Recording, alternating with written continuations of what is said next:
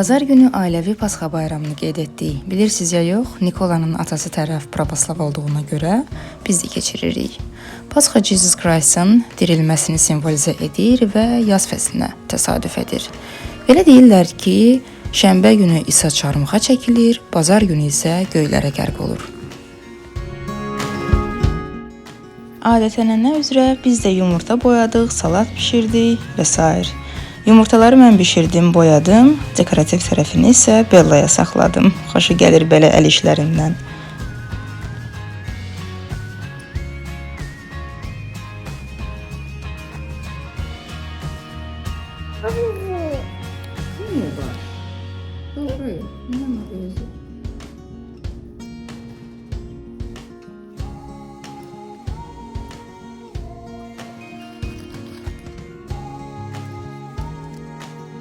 Yumurtalarımızı hazırladıq, səbətlərə yığdıq, babagilə aparıb orada döyüşdürəcəyik.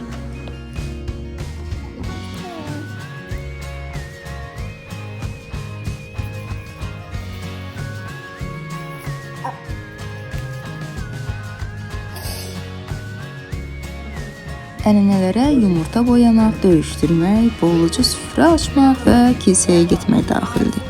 Amma biz kilsəyə getmirik. Ənənəyə görə ilk yumurta qırmızı rəngə boyanır və Çuvarkuça adlanır, yəni evin qoruyucusu.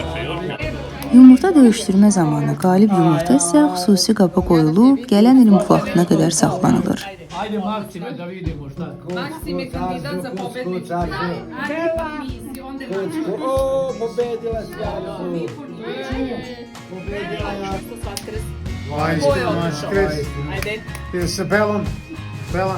Pasxa həm dini, həm də mədəni bayramdır. Dini tərəfi məni düzü o qədər də maraqlandırmasa da, mədəni, əyləncəli tərəfi maraqlı gəlir. Əsasən də uşaqlar üçün.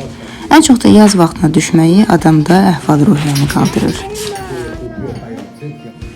Bu da həmin o Çuvarkuça yumurta. Ja sam probala, mislim da njih dvojica nisu, da li u Španiji, da li u Englesku, samo i Markus prelice. Adamlar təbrikləşəndə Christos Vaskrisi deyirlər. Qarşı tərəfdə cavabında Vaistino Vaskrisi deyir. Hələlik bu qədər. Pasxa tətil günlərində şəhər gəzintisi videomuz da var. Bəyəndinizsə ona da baxarsınız. Sağ olun.